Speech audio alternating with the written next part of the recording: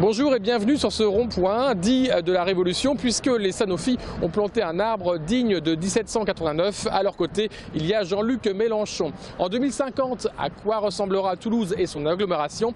Et enfin, au niveau du sport, le TFC passe au niveau de la Coupe de la Ligue.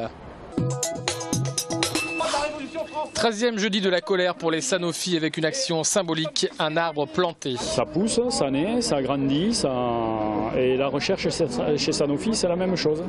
Et pour le moment, nos patrons nous coupent les branches de cet arbre.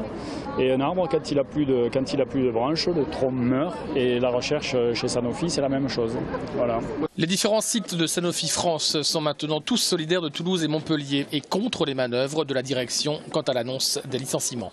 Le document qui aurait dû être remis de manière non conforme, on va dire, au Code du travail, n'a pas été remis parce que, aidés par les inspections du travail, tous les secrétaires de CE et de CCE du groupe, de toutes les sociétés et de tous les sites du groupe, ont tenu la même position de dire pour un dialogue social efficace et constructif, n'en passons pas par ce que la direction impose. Le 3 octobre, c'est à Paris que tous les salariés défileront. Ils ont reçu aujourd'hui Jean-Luc Mélenchon qui, ce dimanche, lancera une manifestation dans la capitale contre l'Europe austéritaire. Jean-Luc Mélenchon, le leader du Front de gauche, milite depuis longtemps pour une loi contre le licenciement boursier votée à l'époque avec les socialistes, mais qui, eux, ne la mettent pas en application. Si ça ne se fait pas, ce sera totalement de leur faute.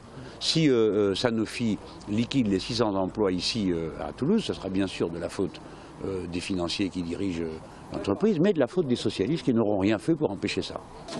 Depuis Toulouse, les oreilles de François Hollande et de Jean-Marc Ayrault ont dû siffler. L'agence d'urbanisme et d'aménagement de Toulouse fête ses 40 ans d'action, ou comment revisiter le passé pour imaginer l'avenir. Cette exposition interactive rétro-prospective pour 2050 revient sur toutes les évolutions de la ville. Moi j'ai connu, jeune, la place du Capitole couverte de voitures, c'est-à-dire un grand parking aérien. La modernité à l'époque c'était de faire un parking souterrain, place du Capitole. Et la modernité aujourd'hui c'est de faire des parkings souterrains à l'extérieur de la ville pour que les gens rentrent à pied ou en transport public dans la ville. Vous voyez les évolutions, et il est très compliqué d'avoir des évolutions ou des visions à plus de 40-50 ans. Des groupes d'étudiants de l'école d'architecture ou de l'Institut d'études politiques ont participé au projet en confiant leurs rêves pour un Toulouse en 2050. Ça porte sur des modèles évidemment de transport un peu originaux, ça porte sur les espaces publics, ça porte sur la nature en ville et la reconquête de la nature en ville. Je crois que c'est toujours des bonnes idées, même si quelquefois évidemment on peut s'amuser. Avant de pouvoir énoncer des avenirs possibles pour Toulouse, il faudra d'abord s'accorder sur les attentes et les contraintes auxquelles la ville va devoir faire face. C'est tout l'enjeu de cette 4e édition des détours prospectifs.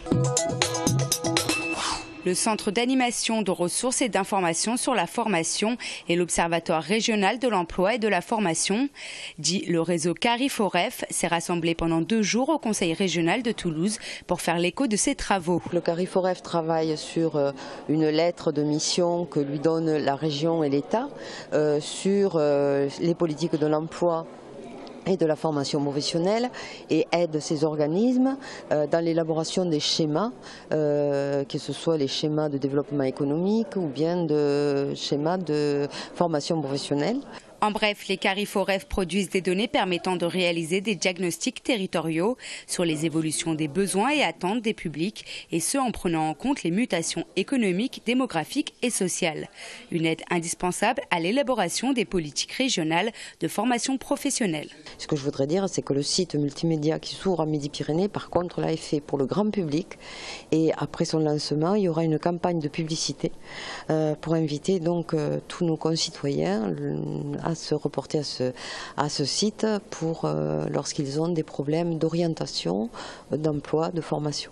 Le lancement de ce nouveau site internet sera le 17 octobre prochain avec une chronique vidéo d'information actualisée tous les mois sur les métiers, l'emploi et la formation en Midi-Pyrénées. En attendant, une première version est déjà visible sur la toile et tout y est pour s'informer et réussir.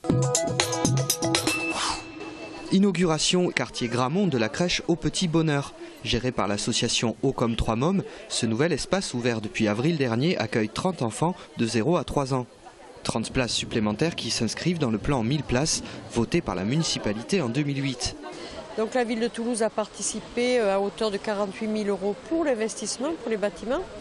Et ensuite, ça va se traduire donc par une subvention au fonctionnement, c'est-à-dire qu'on va donner de l'argent pour chaque petit Toulousain gardé dans cette crèche, comme dans toutes les crèches associatives de la ville. Et c'est vrai que c'est important, c'est une crèche supplémentaire dans ce secteur. 30 enfants de plus, 30 agréments de plus qui vont se rajouter donc, et qui participent à notre fameux plan 1000 places que nous avons engagé depuis 2008. En tout, on aura à la fin de l'année 2012, depuis 2008, depuis qu'on a engagé ce plan 1000 places, on a créé 765 places. Donc on n'est pas loin. 765 places créées, 235 à venir.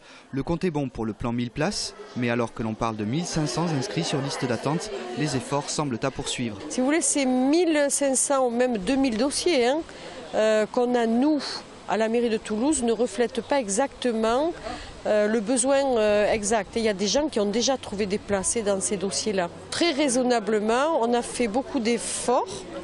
On a créé beaucoup de places, on va en créer encore beaucoup, mais la croissance démographique est telle à Toulouse que voilà, on ne va pas aussi vite que nos familles dans la création des places. Contrat rempli pour les Violets. Le Toulouse Football Club s'est difficilement débarrassé de Caen en 16e de finale de la Coupe de la Ligue. C'est un but du Portugais Yannick Diallo qui a débloqué la situation à 5 minutes de la fin du temps réglementaire. Le coaching d'Alain Casanova a été gagnant, passe en retrait de Ben Yedder pour une frappe du droit sans contrôle de Diallo. Le TFC est qualifié pour les 8e de finale. Au programme, une opposition très solide. Lille sera le prochain adversaire des Toulousains. Il faudra se déplacer au grand stade Métropole pour espérer se qualifier et créer l'exploit. Je suis ravie, ça m'a ouvert plein de choses et c'est super. C'est des rencontres humaines et musicales. Je pense que c'était le point de départ ici, en tout cas pour des aventures entre chacun de nous, quoi. Il y a eu du sport, il y a eu du style, sur l'idée amours véritables. Dans la cour de l'ancienne école communale, dans ses salles de musique, à Astafort, tous les lieux sont propices à l'écriture de chansons durant les rencontres. La session d'automne accueille de nombreux stagiaires ayant déjà un parcours conséquent.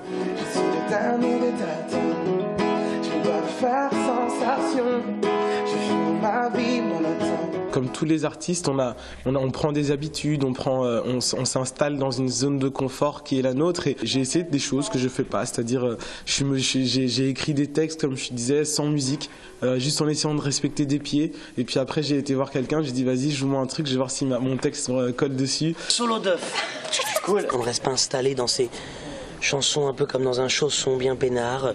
On est bousculé parfois par des phrases qu'on ne dirait pas normalement. C'est comme une colo que de passionnés de chansons. Je dirais que sans être fataliste, mais il nous reste que ça. Non mais c'est-à-dire qu'il nous reste les bonnes rencontres. Et puis pouvoir après se filer un coup de main les uns avec les autres, quoi. L'objectif il est là, c'est de mélanger, de faire des rencontres. Des rencontres qui permettent également de faire passer un cap à certains.